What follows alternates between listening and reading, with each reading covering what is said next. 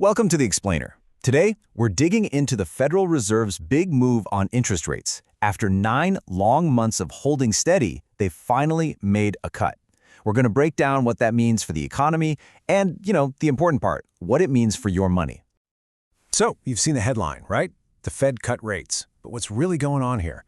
This decision is about so much more than just a single number. It's really about a super high-stakes balancing act between a job market that's cooling off and inflation that just won't quit. So, let's dive in and see how this all connects back to you. And here it is. This is the number at the center of everything. The new target range for the Fed's benchmark interest rate. They nudged it down by a quarter point. Now, this is the first cut since last December, and it really sets a whole new course for the U.S. economy. Okay, so let's start with the basics. What happened and why? To really get the impact of this move, we first have to understand the main tool the Fed uses to kind of steer the whole economy.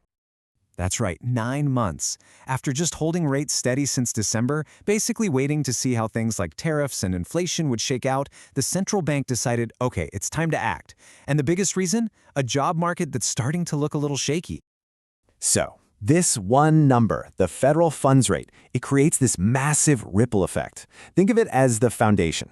It's the base rate that ends up influencing everything from the interest you pay on your credit card to what it costs huge corporations to borrow money. But look, this was not a simple decision. It wasn't unanimous, not by a long shot. The Fed is basically caught between two huge opposing economic forces, and they're trying to walk this incredibly narrow path. So, on one side, you've got a labor market that is clearly losing steam. Unemployment's ticked up, and job growth has just slowed to a crawl. That's a big signal that the economy might need a little boost. But, on the other side, inflation is still hanging around at 2.9%, which is way above the Fed's 2% target.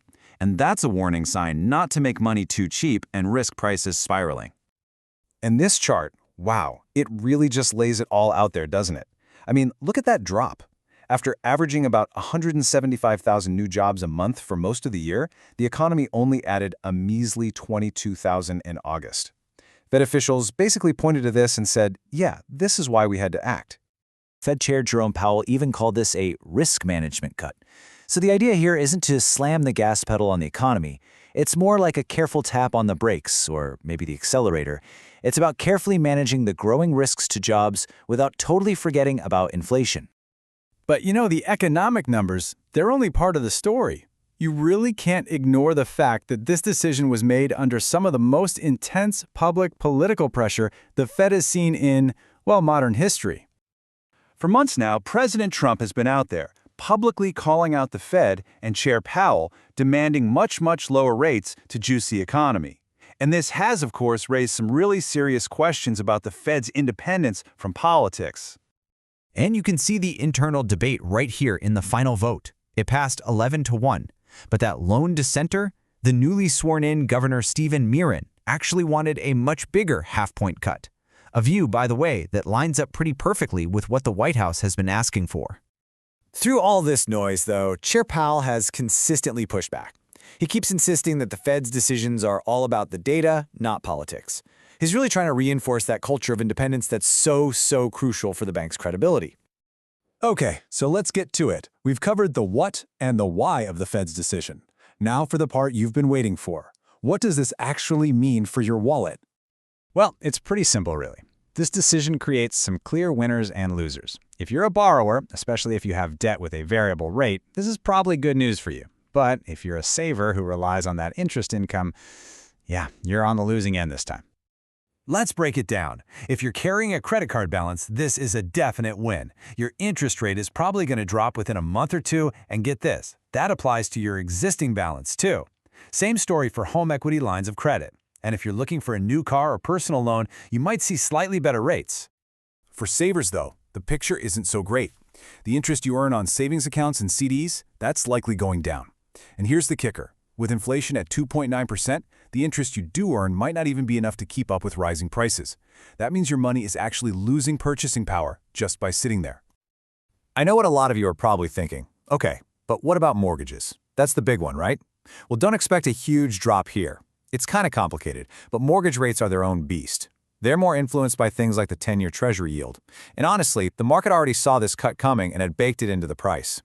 As Powell himself pointed out, the Fed can't fix the deeper issue here, which is a nationwide housing shortage keeping prices so high. So, where do we go from here? If you're looking for a clear roadmap from the Fed, you're not going to find one. The Fed's own projections show that they are deeply, deeply divided about what the future holds. Yeah, this was not some united front with a clear plan.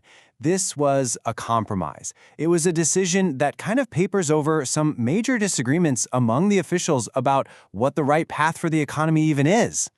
This chart just shows you how split they are. A majority, 7 of the 12 voting members, actually think there should be no more cuts this year. Only a few are expecting more cuts. So that just highlights how divided they are about what to do next.